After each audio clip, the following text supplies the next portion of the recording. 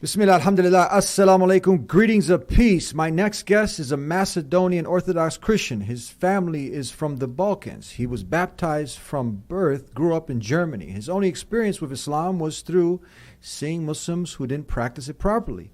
And there were some really bad examples of it, so that wasn't an option. He ended up traveling the world and was convinced that religion was just a bunch of cultural norms. He returned back to Europe and felt a deep yearning for God. He felt empty, abandoned, alone. So he returned back to Christianity. This is where it gets very interesting. He was invited to read the Quran by some Muslims. So he thought, yes, no problem. I'm going to read the enemy's book and find the devil in it.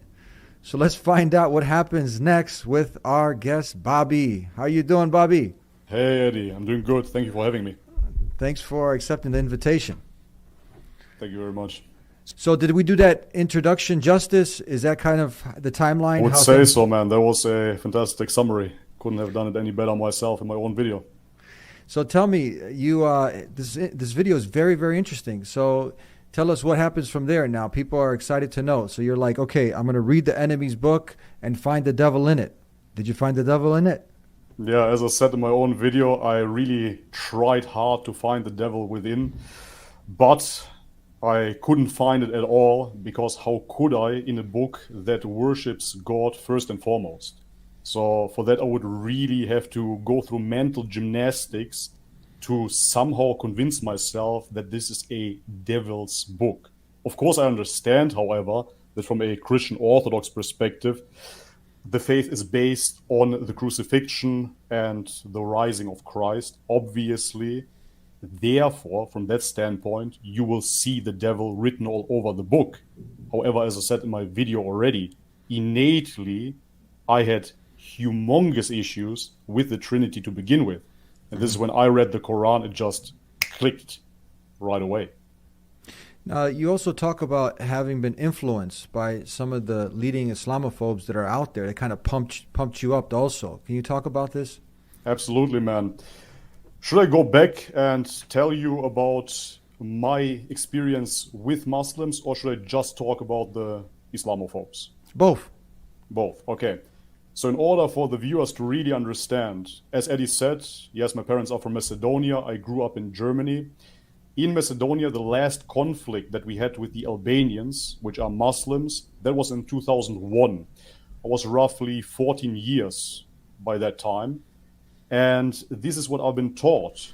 Those Muslims want to attack us. They want to take away our country. They hate Christianity. And to be fair, there were incidences where the Albanians shot fire on churches. So there were incidences like that.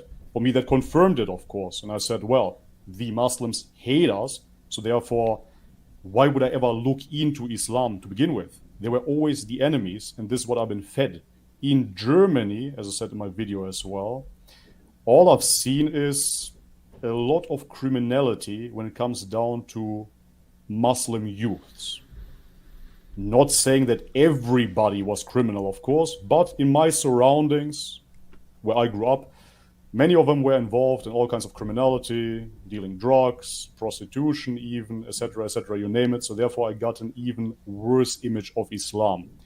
When I found back to Christian Orthodoxy, because this is what I've been baptized with, I got really into the Christian worldview, and with that, of course, Christian apologetics.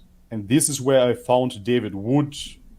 I looked slightly into people like apostate prophet, this is how he wants to call himself, or a so-called Christian prince. And those people were very, very vocal about Islam. Essentially, they didn't talk much about Christianity to begin with. They talked a lot about Islam and how bad it was. And first, I just sat back and said, wow, I'm confirmed in my faith. That's absolutely right what they're saying. Obviously, that's my experience with Muslims as well. And this confirms why they are the way that they are. This is why they are criminals, I even said. Because their religion is violent. Obviously, David Wood showed it. This was really my perspective. Honestly, Eddie, I have to say, and I'm going on a little tangent here, but for my wife, it is the most surprising that I now read the Quran, because she got to know me as somebody that really hated Islam. I didn't just dislike Islam, Eddie. I hated it with a vengeance. Yes. Why do you think it is that you have these people who talk more about Islam instead of their own faith? I mean, obviously, like with so many counter movements, it appears that those people don't have too much going for themselves or are not too convinced of their own ideology.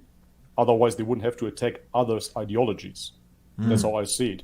If you stand on firm ground and you're convinced within your own worldview, then all you have to do is shine a light, be an example, and others can follow. Then you wouldn't have to dismantle and debunk other things consistently. Yeah, that's how I see that. You kept saying, I heard you kept saying this, powerful, man, powerful, you know, in your video, explaining. What do you mean by that?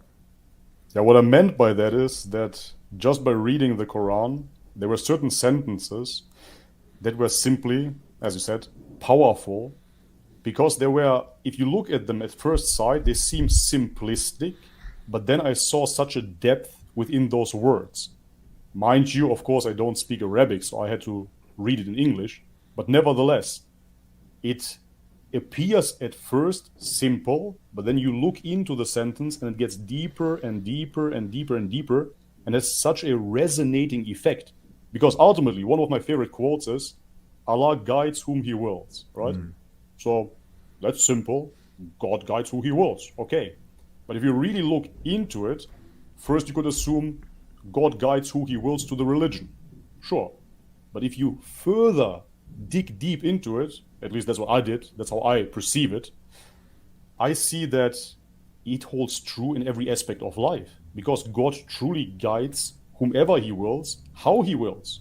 Right now, you're in America, you're a host of a show, I'm sitting here in France, somebody else is in Africa. He guides whomever he wills in the ways that he wills.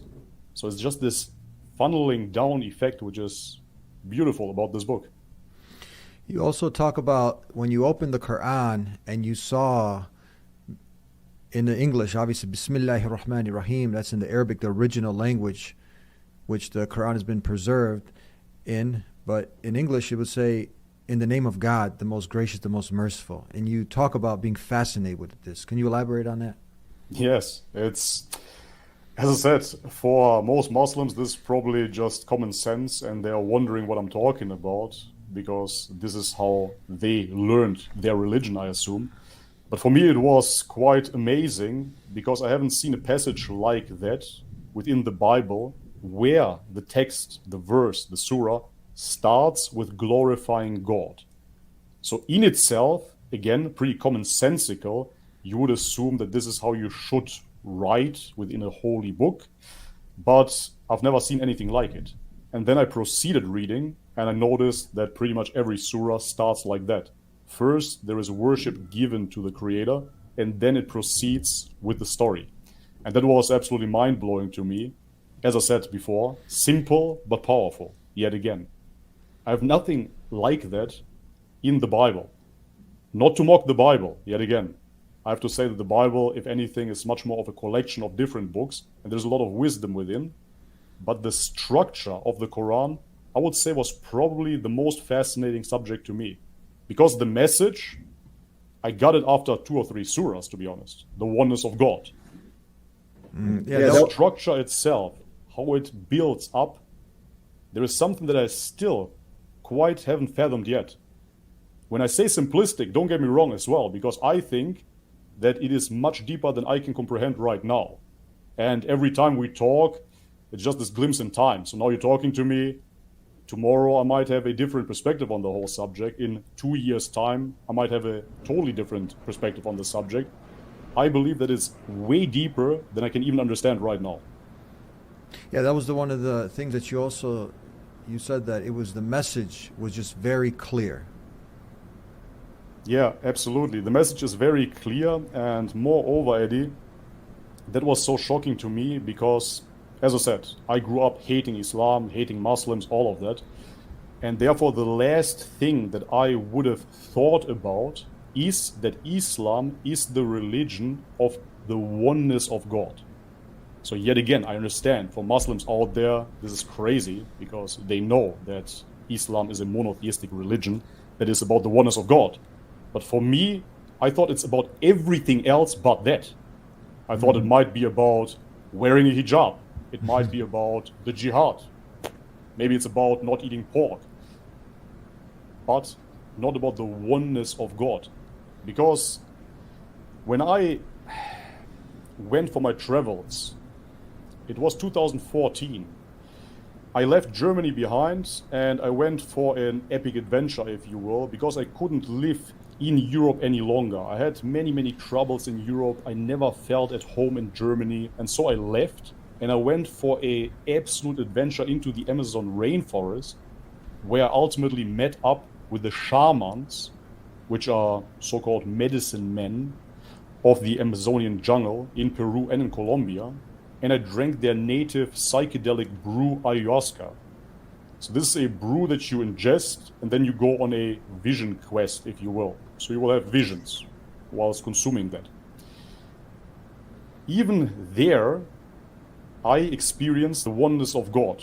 So of course, as in any tribal setting, people will add all kinds of other things to it. But even in that vision, I experienced nothing but the oneness of God.